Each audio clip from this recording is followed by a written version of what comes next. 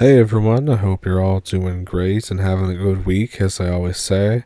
And in this video, we have a story from North Dakota. So this story was posted on the paranormal board, actually just March the 9th, I believe, or April the 9th, one of the two. It'll be in the description. So anyways, pull up a stump, and yeah, let's jump into it. Thank you for watching. I used to live in this very haunted house in North Dakota. This was with my best friend at the time, and we only lived there less than a year, but a lot of weird stuff happened.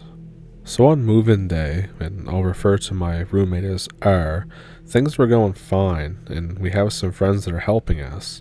Throughout the move-in, we do hear this odd banging that's coming from the basement. R says it happens when you step on certain spots on the first floor, which makes absolute zero sense, but I'll go with it.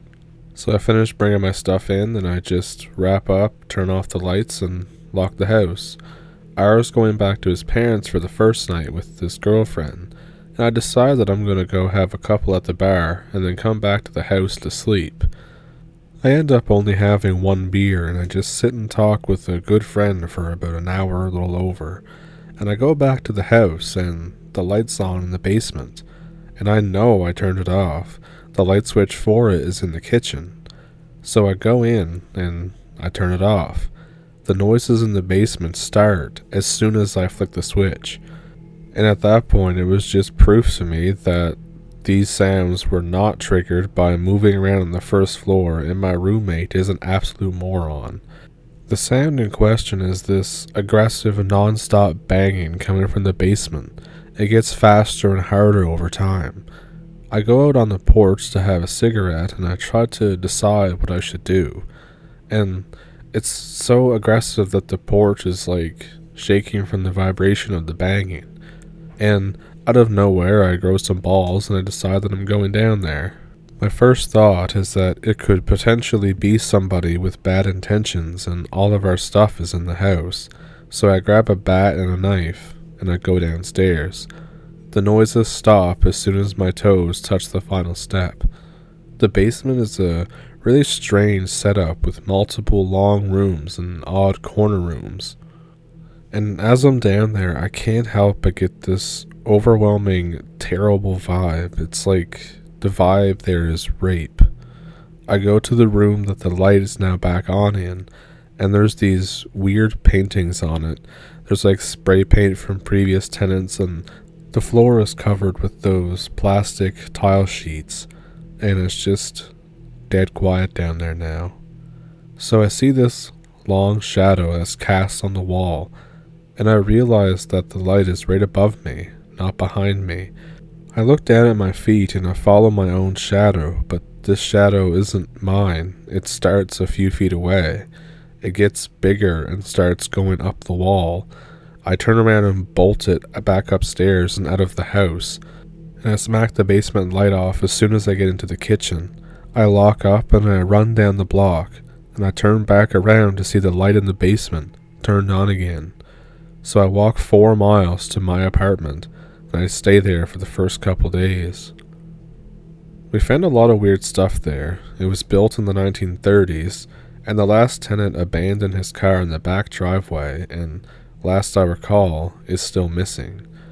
We found what was either a brick of coke or heroin from the 70s, buried in a bit of stuff in the garage while we were cleaning it out. The prior tenant left some DVDs with some very strange and off-putting titles.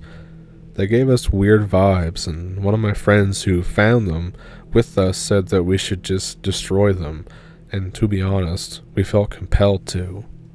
And this landlord was an absolute scumbag too, who rented us this house for $100 less every month if we kept quiet about its derelict condition and fixed up the stuff we could as it broke. Before I could even use my room, I had to rip up the carpet by hand and sand down the ancient and heavy amounts of carpet glue before they could come in and recarpet so I could actually stay there. And when doing this, I would feel watched, and all the other doors on the upper floor I was on would open and close by themselves. I hated it so much. There was a mirror left in my room, and that is a story in and of itself. Now my roommate R, on the other hand, he didn't really believe in anything paranormal at all. I had my fair share of experiences, but I did my best just to let it go and not think too much into it. While I was still working on my room, I would sleep on the couch, and every night on the couch I'd wake up at the stroke of 3 a.m., and in a haze I'd see this tall man, at least 8 feet tall, bent over the archway into the living room. He looked homeless, wrapped in many layers, and he had these sad eyes. Now, I never felt threatened by him, but he was always looking directly at me, and he was always gone after a couple seconds and a few blinks. Almost every night, the sound of the front door slamming with the force of 1,000 suns would also occur. The house would shake whenever this happened, too. And once in a while, I would hear someone running up the stairs towards my room immediately after R's girlfriend, or whatever they were, said she heard it too. R eventually confessed to hearing stuff and hearing the running up the stairs, and said that it scared him to no end. So this one time I had a girl over, and she was my type, short, blonde, and assets in all the right place. She was sweet, and I still hope that she's doing well in life. Anyway, she spends the night, and the next morning she heads to work. R's girlfriend, or whatever, comments on how I had a lady over. I'm dodging her conversation as per usual because I don't really like her. For reference to the next part, the only bathroom in the house was upstairs, directly across from my room. And she said, when I went up to the bathroom this morning, I saw this tall girl with black hair kinda looking around your room. And I freeze up, and I feel that fear wash over me, and I say, what do you mean? The girl I was with last night was short and blonde, and I woke up before she did. My roommate's girlfriend knows how weird the house is, and just kinda gives me this worried expression and goes, oh, and then goes about her day. I remember too, I used to have reoccurring nightmares of a man that looked like Bram Stoker's Dracula, but with green skin and bloody red eyes. He would always come into my room in the early mornings and shake me in my bed while screaming in my face. I woke up and noticed that I had actually wet the bed one time because of this. I had some friends over on my birthday that year, and the birthday went fine. It was kinda lame, and I was detached because I was just really depressed. My friends all go home, and a couple weeks later, I meet up with a friend who was there, and he tells me that he keeps having this reoccurring nightmare about being in my house and seeing a guy who looks like Bram Stoker's Dracula, but with green skin and the same eyes, trying to break into the house. Another friend reports the same thing in his dreams. I never did tell them that I saw it too. And I always got this feeling that the mirror was the source of a lot of things. The mirror was in the room the day I moved in, and it was a 1x4 foot mirror or so. It wasn't attached to a frame, it was just a sheet that could bend a little bit. After seeing stuff in mirrors when I was little, I wasn't a big fan, and I usually didn't keep any in my room. I liked this mirror though. It was dingy and hardly held together, just like me. But once in a while I would wake up to it shaking where it was leaned up against the wall. I figured it was just the house and all the crazy stuff that had been going on and that had happened in the house. It was and wasn't. Eventually, me and R have a pretty big falling out. It turns out that he's a selfish idiot and I'm extremely lazy. He tells me to move out and I tell him to go F himself. I find a new apartment and snag the first one I can get. It's this really not so good garden level that had so much moisture in the air that you couldn't even have a bag of chips open longer than 30 minutes before they'd get ruined. But for now, it was home, so I brought what little things I had, including this mirror. And then the lockdowns in 2020 rolled around, and I spent maybe 2 months completely alone without leaving the apartment. and stuff starts to get really weird. I would feel like there was someone standing behind my couch when I was sitting on it in the living room. My cat's water bowl would be moved halfway down the kitchen from where it is. It was too heavy for his little baby body to do it. And this one time I was sitting in my bedroom and heard someone sigh loudly outside my door. My cat heard it too and tried to get the door open to see who was there. One night a lot of negative feelings mount and I feel that I am not alone. I'm absolutely terrified with every single hair standing on end, and I feel a presence in the room, and I feel it coming from that mirror. I look into the mirror and I can feel what I can only describe as pure evil. I grab the mirror and I face it away from me and start marching through my apartment complex and outside. Every single step I took felt like there was someone on my heels right behind me. I pointed the mirror away from me as I approached the door, and I just Olympian tossed that thing into the dumpster as hard as I could.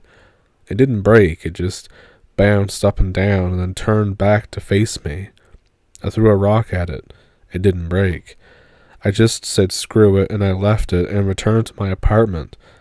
And the feeling was gone, and it never returned after that night. Even till today, I still refuse to have a mirror in my room at all. As for me and R, though, like I said, he was a skeptic who would often make fun of me when I told him about my experiences in the house.